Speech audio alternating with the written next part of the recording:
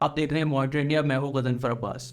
अपनी भारत जोड़ो यात्रा से राहुल गांधी लगातार मोदी गवर्नमेंट के खिलाफ आवाज़ उठाते चले जा रहे हैं। अभी उन्होंने कैम्ब्रिज यूनिवर्सिटी की अपने एक विजिटिंग लेक्चर के दौरान मोदी सरकार को आड़े हाथों लेते हुए कहा कि डेमोक्रेसी के लिए एक आवाज़ उठनी चाहिए, डेमोक्रेसी को बचाने के लिए आवाज़ उठनी चाहिए। उन्होंने कहा कि भारत में लगातार अल्पसंख्यकों, मीडिया, जुडिशरी और अपोजिशन लीडर्स के ऊपर अटैक हो रहे हैं और उनको लगातार डराया जा रहा है। उन्होंने कहा कि जब भी विपक्ष के नेता अहम मुद्दों पर बात करते हैं तो उनके ऊपर हिंसात्मक अटैक होते हैं। Whole bunch of opposition members of parliament were just standing there talking about certain issues, and we were just locked up and put in jail. And that's happened 3 or 4 times, right? And it's happened relatively violently. That's just an example. And you've also heard of the attack on minorities, the attack on the press. So you get a sense of what is going on. Pegasus जासूसी का मामला उठाते हुए राहुल गांधी ने कहा कि सरकार लगातार उनकी और कई और अपोजिशन लीडर्स की जासूसी कराती है। उन्होंने कहा कि इंडियन डेमोक्रेसी एक पब्लिक गुड है और लोगों में गुस्सा बढ़ रहा है, लोगों में असमानता की भावना बढ़ रही है, जो कि डेमोक्रेसी के लिए एक अच्छा संकेत नहीं है। Capture and control of media and the judiciary, surveillance and intimidation. I myself had Pegasus on my phone. Large number of politicians have Pegasus on my phone, on their phone.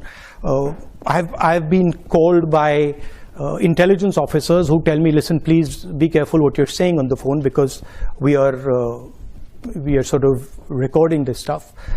So this is a constant pressure that we feel. Cases on opposition. I've got number of criminal libel cases for things that, you know, should under no circumstances be criminal libel cases. But that's the story. India being a public good and being the biggest democracy in the world, we simply cannot afford a planet that doesn't produce under democratic conditions. Okay? Because if democracies do not start producing again, right, they will not survive. Because the tensions that will arise inside the democracy, the inequality that will arise, the anger that will arise will just collapse the democracy. इसके अलावा राहुल गांधी ने London की Indian journalist association से बातचीत की और कहा कि मोदी सरकार इंडिया की आवाज़ को खामोश करना चाहती है। मीडिया को इंटरव्यू के दौरान उन्होंने बीबीसी की documentary India the Modi question का जिक्र किया और कहा कि कैसे सरकार ने उस पर बैन लगाया और उसके बाद बीबीसी के ऑफिस पर रेड करी।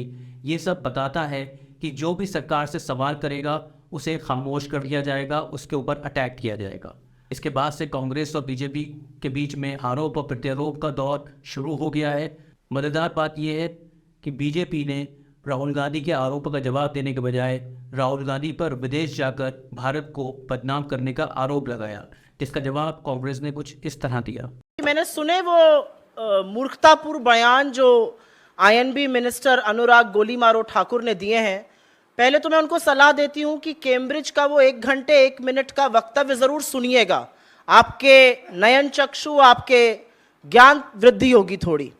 दूसरा मैं ये कहना चाहती हूं कि ये जो आरोप लगाया जा रहा है कि विदेशी सॉइल पर जाकर शंघाई में, टोरंटो में, कैलिफोर्निया में, सियोल में, अबू धाबी में जाकर प्रधानमंत्री ने जो वक्तव्य इस देश की घरेलू राजनीति, इस देश के प्रमुख विपक्ष पार्टी के लिए दिए हैं, अगर हम उसके बारे में चर्चा करने लग जाएं तो भाजपा को छुपने की जगह नहीं मिलेगी।